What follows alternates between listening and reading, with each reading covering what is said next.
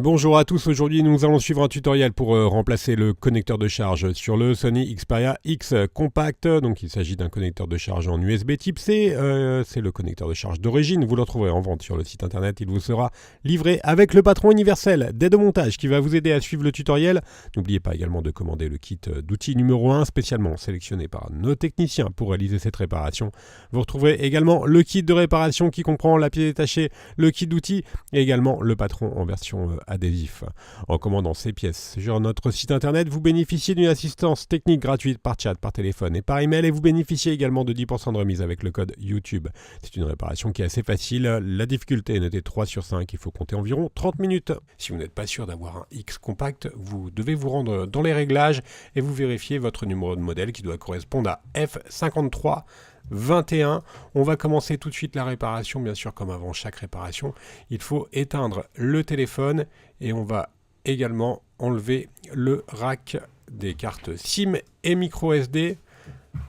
Dans la première étape, on va devoir décoller la vitre arrière. Il faut savoir que la vitre arrière elle est collée sur le châssis du téléphone, donc on va devoir chauffer tout le contour qui va être indiqué en rouge du téléphone pour pouvoir ramollir la colle et décoller plus facilement la vitre arrière. Donc nous, on utilise soit un décapeur thermique ou un sèche-cheveux pour chauffer le contour du téléphone. Attention, le décapeur thermique, pas à plus de 80 degrés, 90 degrés maximum.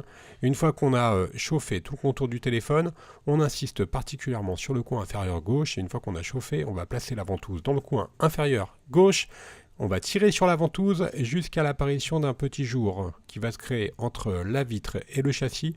Dès que le jour est créé, on va passer le médiator métal entre la vitre et le châssis pour créer un point d'insertion. Et ensuite, on va finir de décoller avec un médiator en plastique afin de ne pas abîmer le châssis. Voilà, donc médiator en métal pour créer un petit jour. Une fois que le jour est créé, on passe le médiator en plastique. Si vous avez pris le pack pré-réparé, au lieu du médiator en métal, vous pouvez utiliser l'outil Opener, qui est un petit peu plus pratique. Avec le médiator en plastique, on va le faire glisser sur tout le contour de la vitre arrière. Et après, on n'aura plus qu'à décoller celle-ci. Voilà, elle n'est pas vraiment collée de façon trop conséquente, donc elle est assez facile à retirer. Maintenant, on va retirer les câbles antennes. Pour cela, on utilise la spatule en nylon, on déconnecte la batterie, on va retirer les vis cruciformes, il y en a 7, ce sont toutes les vis apparentes. Et ensuite, vous allez voir, les vis maintiennent un châssis intermédiaire qui fait tout le contour du téléphone. Donc là, on retire les vis. Pensez bien à le repositionner sur le patron de montage. Et maintenant, à l'aide de la pincette, on va déclipser l'antenne NFC. Voilà, pour l'antenne NFC. Et on va faire de même pour la nappe qui est juste en haut sur la carte mère. Voilà, on la déconnecte. Et maintenant, toujours avec la pincette, on va pouvoir retirer le cache arrière. Donc on le déclipse tout simplement. Il fait également office d'antenne, ce cadre. Et sur la partie basse, on voit bien les antennes. Voilà, il est complètement déclipsé, donc on va pouvoir le désengager du châssis. Maintenant, on va s'intéresser au bloc carte mère et à la batterie. On va commencer par enlever la vis cruciforme qui maintient le bloc haut-parleur externe. Et maintenant, on n'a plus qu'à déconnecter le vibreur, toujours à l'aide de la pincette. Vous avez vu le connecteur du vibreur qui est assez particulier. Une fois qu'on a déconnecté le vibreur, on va retirer le bloc vibreur. On déconnecte le connecteur de charge qui était situé juste en dessous. On va faire de même pour la caméra arrière. Voilà, on peut la retirer complètement. On va l'enlever. Et on va retirer maintenant, on va déconnecter la caméra avant. Et on va l'enlever également.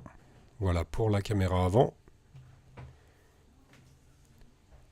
On déconnecte également la prise jack.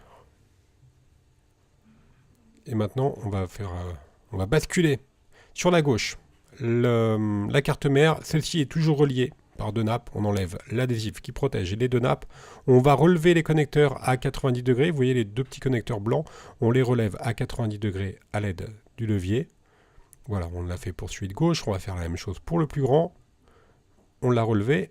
Et ensuite, les deux nappes vont se désengager très facilement, hein.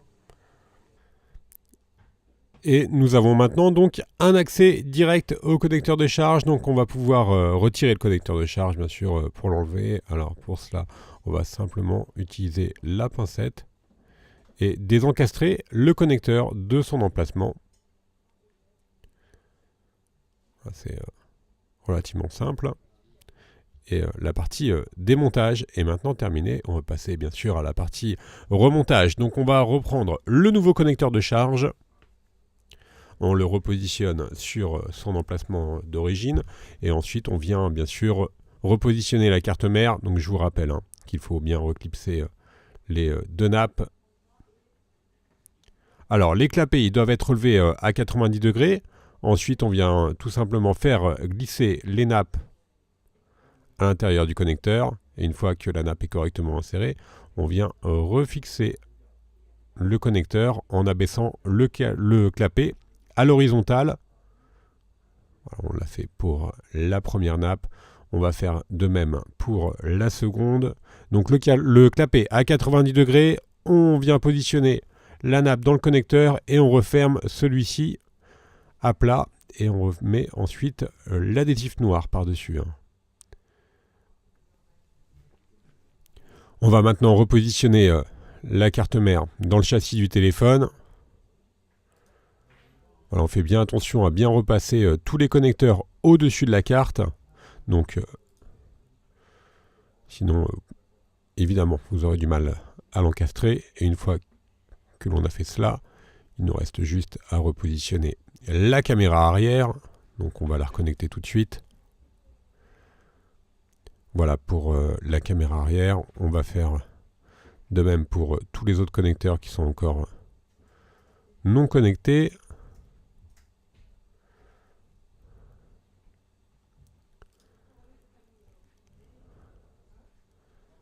Alors faites attention à ne pas mettre de poussière, notamment sous la caméra avant par exemple. Voilà, on vient la repositionner et ensuite on la reclipse. On s'intéresse maintenant à la nappe du connecteur de charge que l'on vient reconnecter. Et enfin, on va repositionner le module micro. Donc on reconnecte le connecteur du vibreur. Et enfin, on vient tout simplement refixer le module avec la vis cruciforme. On va reprendre le module antenne, donc qui fait le tour du châssis. Faites attention à la nappe. On vient le reclipser. Donc il y a deux nappes qui doivent passer par-dessus, vous avez vu. Là on remet éventuellement la languette d'info du téléphone, donc qui comprend les numéros IMEI. Et une fois que cela est effectué, il nous reste juste à repositionner les vis, à revisser les vis cruciformes sur le châssis pour fixer le châssis intermédiaire qui fait le contour du téléphone, qui fait également office d'antenne. On vient reclipser la dernière nappe sur la partie haute du téléphone.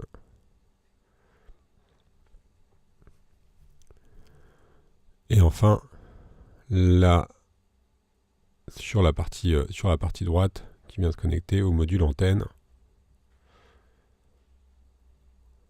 Maintenant, on va s'intéresser à la coque arrière du téléphone. Pour cela, il nous reste juste une dernière nappe, la nappe du NFC. Donc, on va recoller le châssis, la coque arrière. Donc, pour cela, on va positionner la colle. On va appliquer de la colle sur tout le contour du châssis.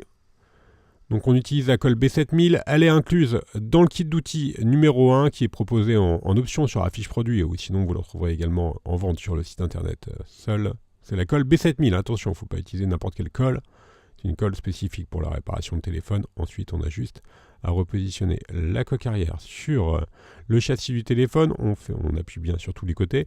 Et ensuite, on va mettre sous presse pendant environ une demi-heure, le temps que la colle agisse. Donc nous, on utilise des pinces spécifiques. Vous pouvez simplement le positionner sous un livre.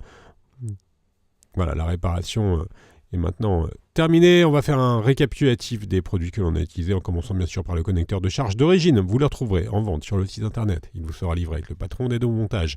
N'oubliez pas également de commander le kit d'outils numéro 1 ou le kit de réparation.